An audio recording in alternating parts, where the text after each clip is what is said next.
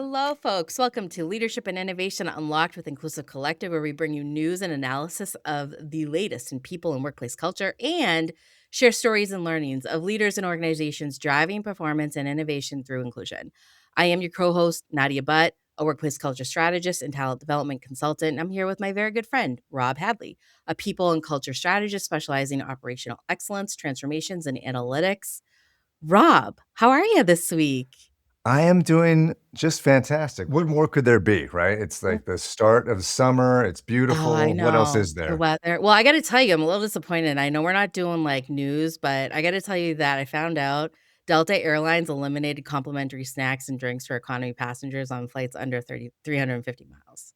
Yeah, yeah. So And it's just part of their always bigger go it's part more of than their 350 miles, right? always go more than 350, but, like, how are you not gonna serve me some water? I don't get it. It's terrible.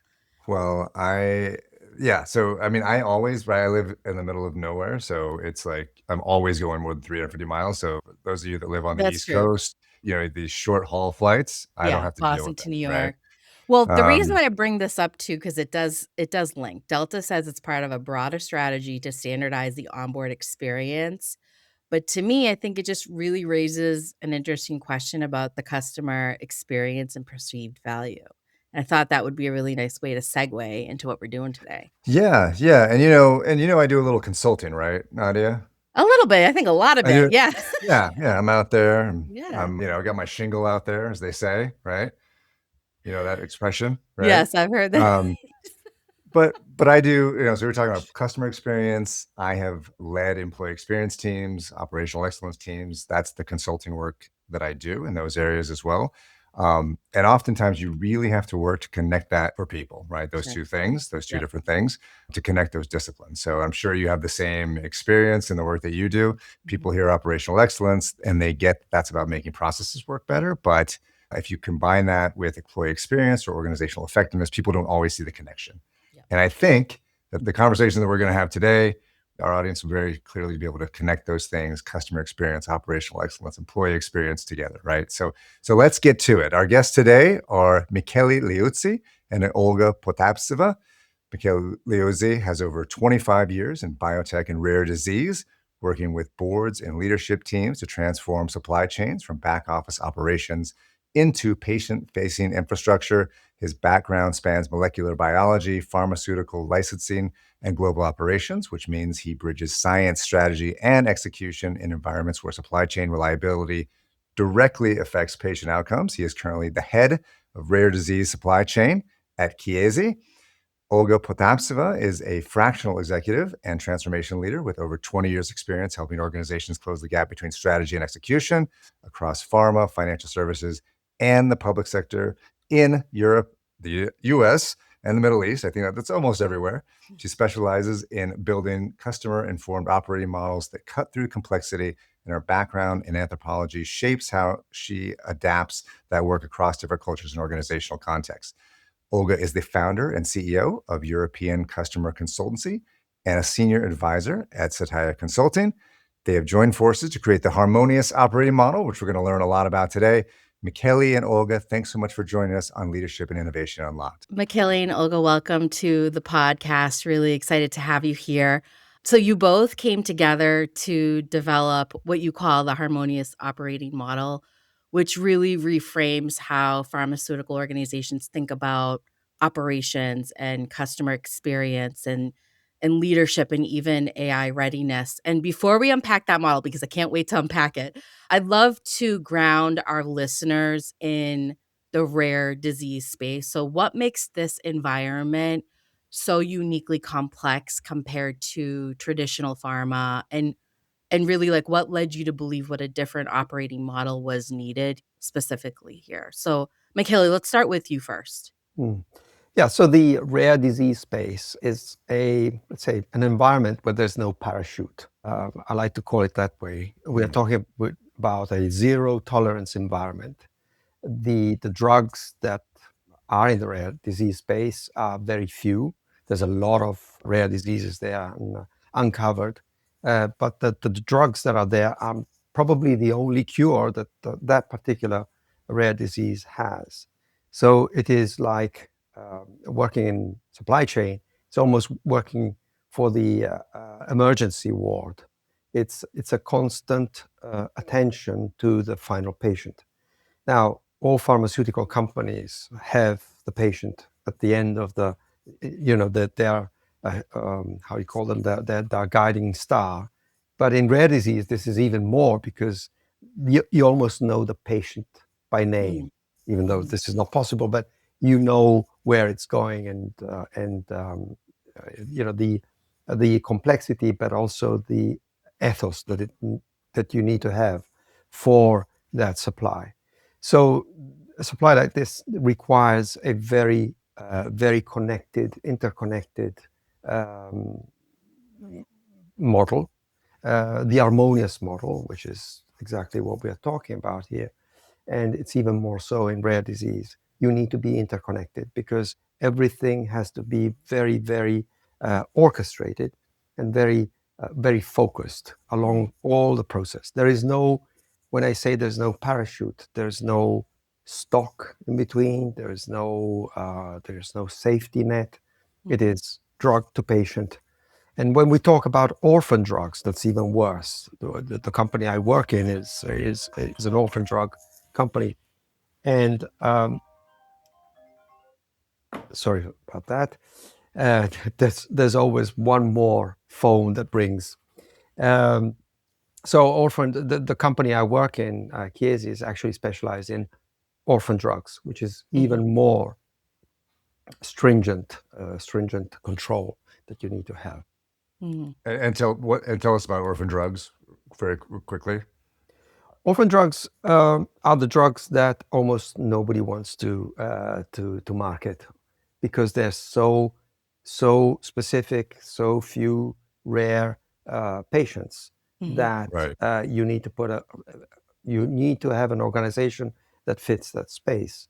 Rare disease, you have a certain amount of patients that makes it viable. Orphan drugs is really those rare diseases that it's very, very few cases. Right. In the world. The rarest of the rare. Rarest of the rare. Yes. To put it into perspective for you, I spent a bit of my time in a very small country, and we have 3 patients in a country for the types of disease that Michele was talking about in rare disease. Oh, wow. Right? So there's 3 people. It's still the same complexity in terms of delivery, temperature control, custom clearance, distribution, law adherence, and all the things that you have in pharma. The price of one vial may vary, but generally it's in the region of $50,000. Yeah. So if anybody is listening who is not in rare disease, you can literally think about your own industry if you have low volume, high value, and strong regulation. Especially this will be relevant for you just as well. Olga, I actually love for you to, answer that question that I posed to Michele, especially from your perspective. I know you have several clients in this industry, but was there something that was different or unique that you saw as you were kind of consulting or doing some of the work that you were doing with Michele or within the industry itself? I think in rare disease, precision drugs, and most biotech, the proximity to patient feels a lot stronger than in big pharma. So if you're shipping tons of paracetamol, it's easy to lose sight of the patient. And as much as they try, it is still really big volume. Right? And there are a lot of safety nets. As Michele is saying, there's always something to fall back on. There's either a substitute or generic, or there is enough stock in the country. But in rare disease, people working in the company feel personal responsibility for the continuity of supply and for patients' lives. And it's part of everyday conversations that if you get it wrong, somebody might actually die. And this is, you might think this is a great culture, which it is, but at the same time, it puts a lot of pressure on the employees. And I'm sure we will unpack that as we go along as well. For sure. Oh, we will. Yeah, for sure. And when Michele was speaking, you mentioned coordination. I mean, what we're really talking about a lot, when we look at the harmonious model, is breaking down silos, facilitating cross-functional collaboration and communication. So, why is that the focus area? Can you make that real for why that's so important, and that's the focus of, or at least from what I'm able to gather, that's the focus of what you're trying to do here. So the main challenge in this kind of industry is to break down the silos. Okay. Now, the supply chain in general, the supply chain is built on a model, even though it has evolved, but it's always the same model, which is very silos: demand planning, sort of execution, and logistics. That's where you need to break the silos and make the whole system as one. So that's where the orchestrated model comes into the picture. Now, obviously, it would be better to have a pictorial, sort of a diagram of how this works. But in reality, it is a organization which is kept together by, let's say, a governance. The governance is key in this kind of model. And the governance means that there is a set number of interactions between the teams inside supply chain and with the outside world, and so upstream and downstream, so in the manufacturing space and in the sort of commercial patient space. Okay, there needs to be that connection, and that connection is done by the organization that is interconnected, but also by a governance model that keeps the rhythm of all the actions together. Mm-hmm. And is that introduction of that rhythm a lot of times that's the starting point? The starting point is, yes, it is. It's the organization and the rhythm, actually putting that governance together. So once, one of the things that I found interesting is when I introduce these models, is I give out the outline of the organization, and often it's completely different to what people are used to. But then when you put the governance model, everything comes together. So it's like a beautiful picture that comes together, and that's where there's the aha moment, and people start to understand how things run. Sure. Olga, did you want to add anything to that? I think Before I jump governance into the is a next very important foundation, and that brings us to the leadership discussion. Because in many organizations, especially now, at the age of AI, technology works faster, like 100 times faster than governance. So it's no use getting a task completed in 5 minutes if you're going to take 5 days to approve the task. So governance needs to be embedded within the process so that everybody in the value delivery chain understand what is it that they're working for. Brings us back to the discussion we started. If we're all aligned around the patient outcome, whether we're HCP facing or not. HCP is a healthcare professional. Sorry, we're using acronyms here. So even if you are in manufacturing or supply planning or demand planning, if that governance model assumes that all of you are keeping each other updated, you're always in tune with what the patient needs, then governance happens much faster. And that's the role of the leadership here, is to create the environment, not be the micromanager of every interaction, trying to put the bits together and make it work somehow. It works by design. So I definitely want to go into the leadership, but before we go into a little bit deeper into that, I am curious because you both are using this word governance, and what comes to my mind around governance is also like feedback loops or cascading of information or transparency, and being able to say, "Oh, this isn't working. Maybe we should try something different or innovative," or of course within the regulations. So I'm curious, like, what type of mindset does someone in not leadership, but someone doing the work, someone in manufacturing, or someone who is, you know, what changes occur from a mindset and behavior perspective, where they're starting to now have kind of more of this model where these pieces start working together for them, and then delivering value to the patient. So from my perspective, the biggest mindset shift is understanding what comes before you and what comes after you, and being proactive in fixing any gaps. You stop thinking in silos, you start thinking in journeys. Mm. And Michele, is there anything you want to add to that? And I'll also add, this model puts a lot of, we're talking about governance, puts a lot of pressure on leadership. So, any other additional things that this model demands of leadership in terms of behavior change? So for everyone else, and then also leaders. Well, certainly empowerment. You need to have empowered teams. Mhm. This is absolute key. And the experience has shown that if you have these empowered teams, they can multiply by X factors, whatever ideas you have. So I would say the empowerment is key in this. Mhm. And then from a leadership perspective, I mean, so you're empowering, but then how do you either do that, or how do you, what does it demand from the leaders as well?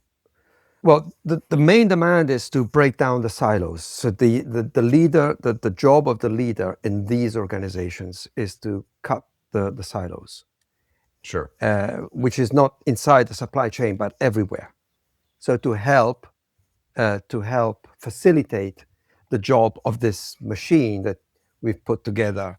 I always say an analogy, it's supply chain for rare diseases like commandos versus the infantry of normal pharmaceutical mainstream.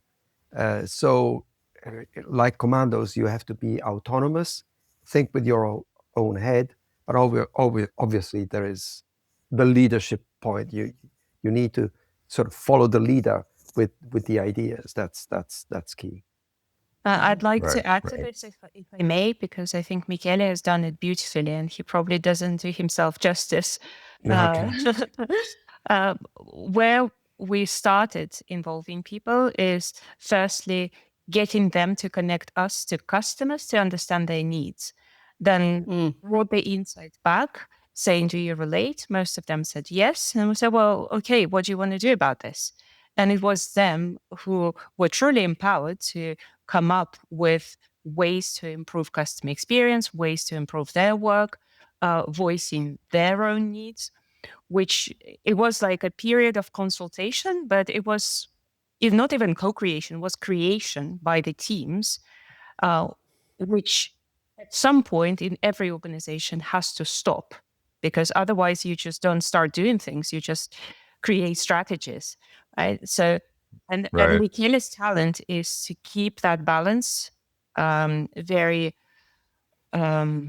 correctly focused, right? So we got the insights, and then a true leader takes the decision and communicates in a way that makes people comfortable with that decision, because they understand where it's coming from, why we are doing certain things, why we're not doing other things, lay out a program, and keep people updated and involved throughout the execution, but without too much, moaning and all that, and like, this is happy, this is unhappy.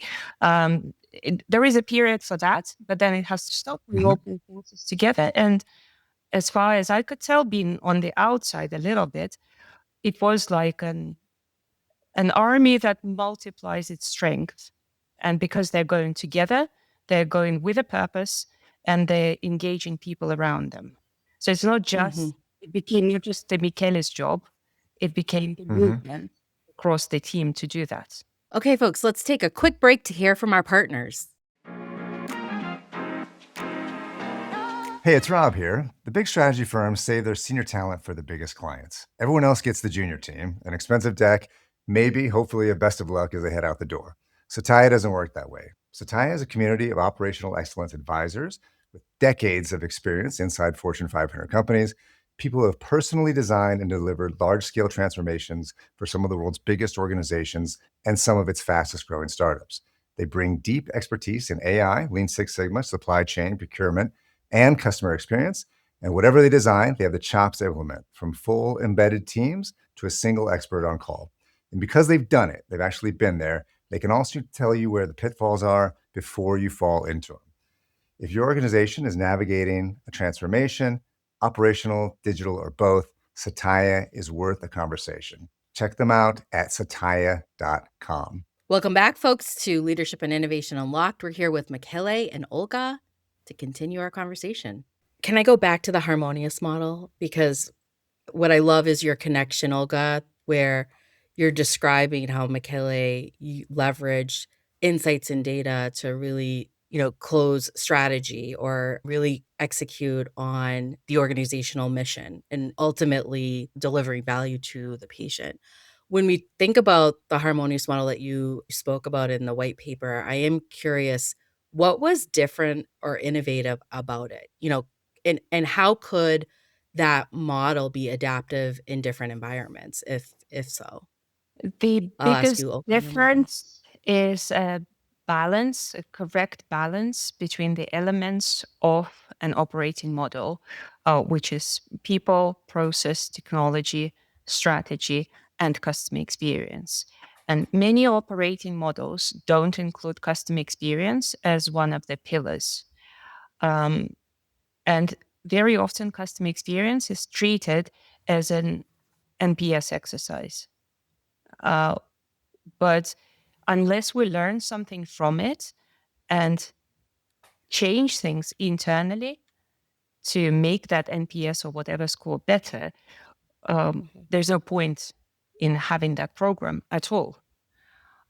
So the harmonious operating model is very much built around the humans, customers, and the employees, understanding what their values, needs, and expectations are, then mapping processes, ways we do things, leadership behaviors, and technology into an operating model blueprint, if you like, and saying, where do we need to make improvements to serve our customers and our people better? It's looking from the outside in rather than what most organizations do, looking from the inside out. Yeah, and I'd love Michele to comment on that as well, because you've been a supply chain executive for a long time. Obviously, had a lot of success in other organizations. So, what about this had you got you excited, or you latched onto this way of was it different in the ways that you've approached other roles or projects? What got you excited about this? Mainly, it's the fact that it's rare disease, and again, I like to stress the fact that it's a very ethical mission. So after many years of just working, as you say, having success in various roles within supply chain, but it's always how to make that supply chain better. Then you get into this space in which you say, how can I serve my patient better?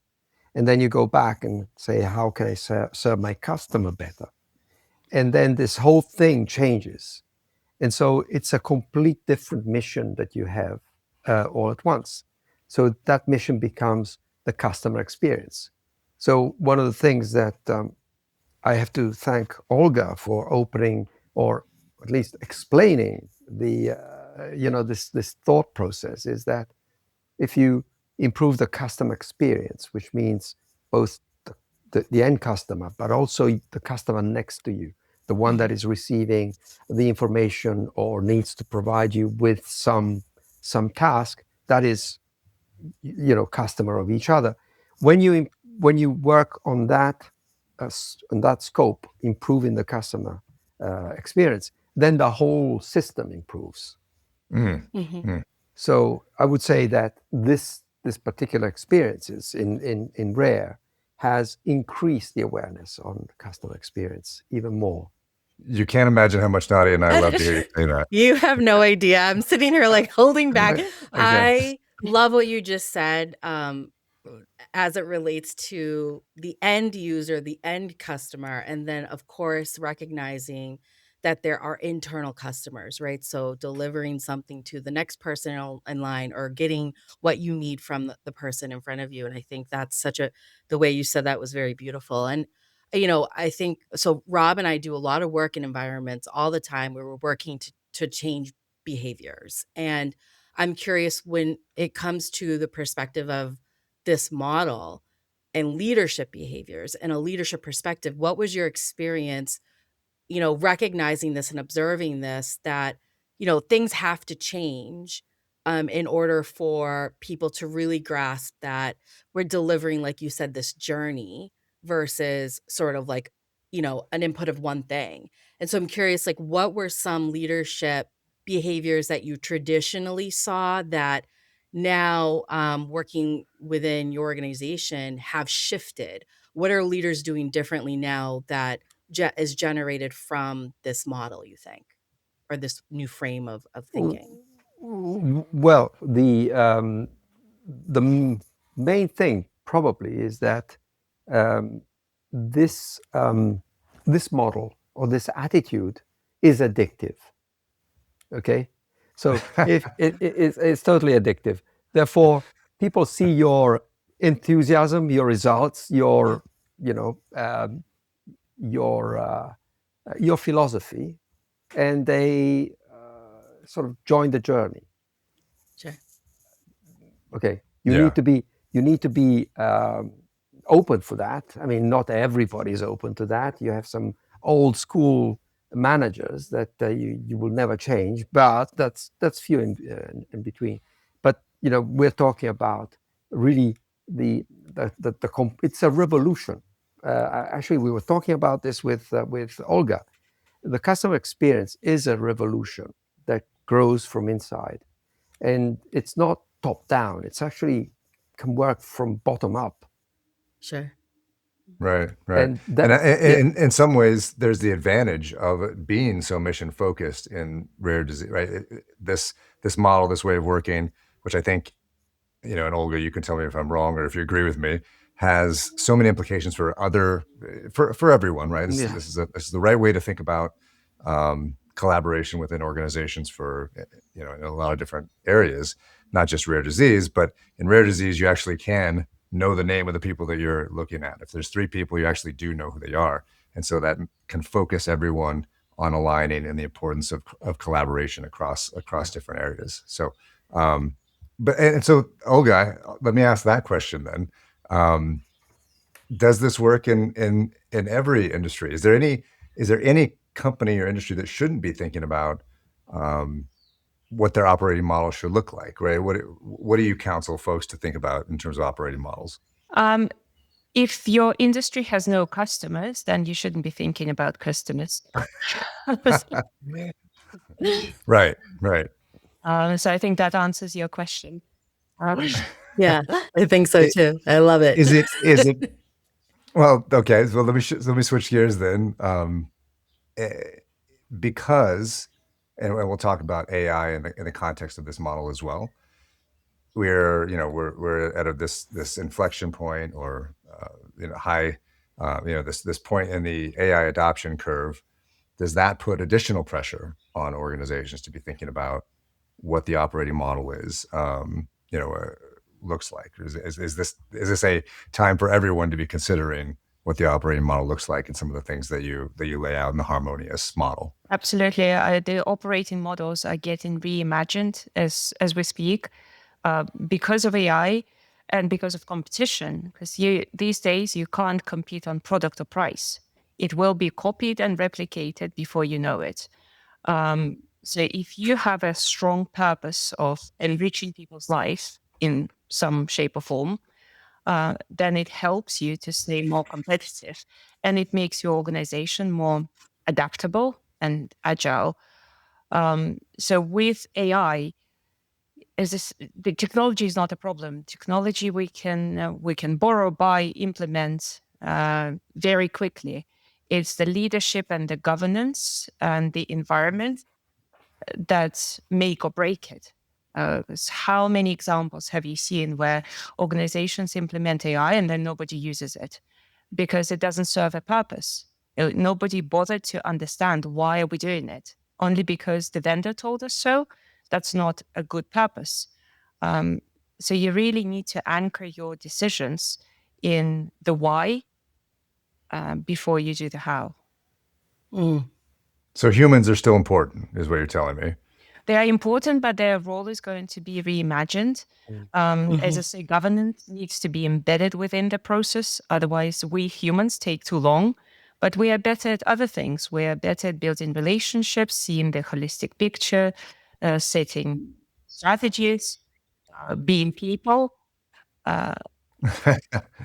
Some of us are better.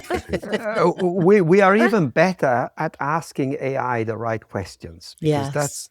that's one of the things that we need to develop, is people that are able to ask the right questions to AI. Now, this revolution is a little bit like in the 80s when computers came on board. Okay, everybody was saying, okay, yeah, computers are going to take our life. Maybe they did, but who needed to program? You needed programmers to do that, people that knew actually how to program. So you changed completely the type of skills that you brought into the workforce. And now you need to find people that can ask those questions properly so that they get the maximum out of AI. And without those skills that Michele mentioned before, the empowerment, holistic thinking what's upstream and downstream, you just won't be able to ask the right questions. That's why this operating model is a new and better way of doing and thinking. I would love to ask a final question. And for our listeners, I would really encourage folks to go read the white paper, which we'll make sure that we link in our podcast notes. But in the white paper, you shared a number of case studies, and the one that we were interested in the most, because we spend so much time on people and workplace culture, was the Alexion AstraZeneca one. And could you just give us like an overview? And Michele, I'll start with you. If you could give us like an overview of what do these companies do, the size and the scale, the diseases that we're talking about, and then give us an example of like the non-value added work that you kind of observed in that system, and then how would the model support in driving more efficiency, if that makes sense?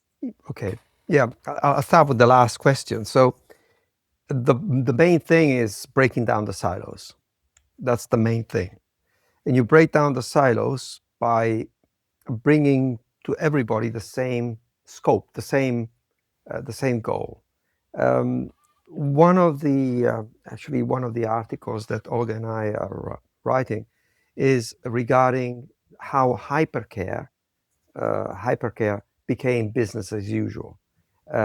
So you have companies which face some hypercare issues with a lack of product, some problematic issue with supply, and that's where you need to have hypercare. Everybody, all hands on deck, right? Now, what happened is that by doing so, everybody was involved in the process to minimize the impact on the patient. And that's the hypercare piece. So all people from different departments, different areas, and soon you realize that there were a lot of bottlenecks in these processes.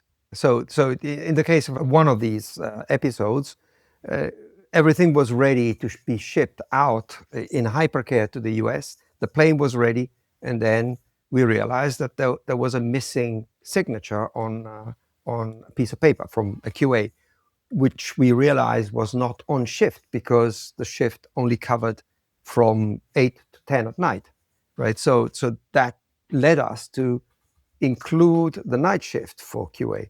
So that is where you get the improvements, okay? But it's a collective work that happens because you have the common goal. The common goal needs to be clear. The common goal is no patient out of product. You never miss an infusion. That was the mantra, and I think that's the mantra all the time in this industry, is never miss an infusion.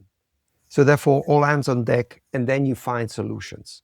And that's where you get the hypercare to become business as usual. Mm. You always work in hypercare. And it's meaning part of the culture. It's part of the culture. And it means that the governance around it needs to be very strong. And that's how you break silos. That's and when great. you have a system like that with a strong governance, then you can put systems on like AI or whatever, but only when that is really working well. And can I bring this to life again also with an example that everybody would relate to? So in pharma, we call this hypercare. In other industries, we call it crisis. And when COVID happened, a lot of retailers were debating or preparing for years before COVID to launch e-com, and was a big transformation project. Within 2 weeks of shutdown, many retailers launched.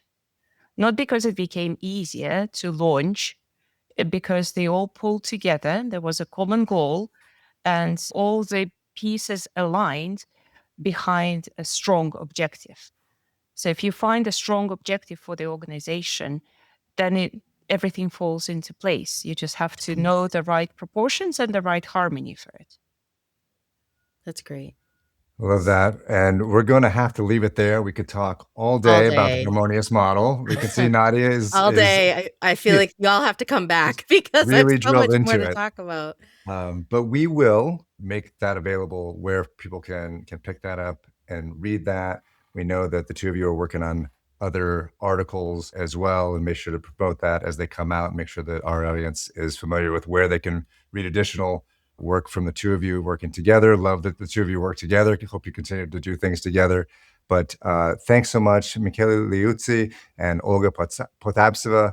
Thanks so much for joining us on Leadership and Inclusion Unlocked. It was great to have you today. Thank you for joining us.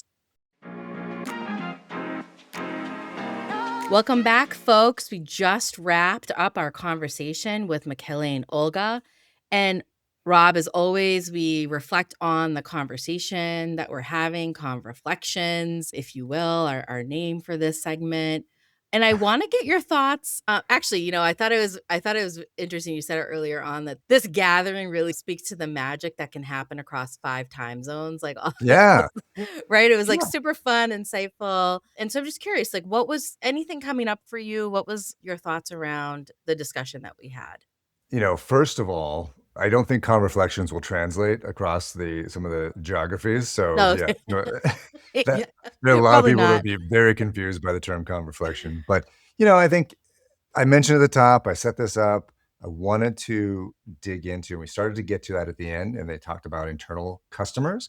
And so what I was interested in when I think about this harmonious, and obviously that's a focus of a lot of the work that I do, very selfishly, the people that, oftentimes people are very frustrated with their jobs, and, we often blame it on a manager or a boss or their compensation, but it's often the frustration of those terrible processes, those silos that we have in organizations, so the lack of cross-functional collaboration, people are fighting like heck, especially in an industry like rare disease, where they really care about the mission, they care about the patient, and there's all these barriers that organizations and organizational structure and operating models put in front of them.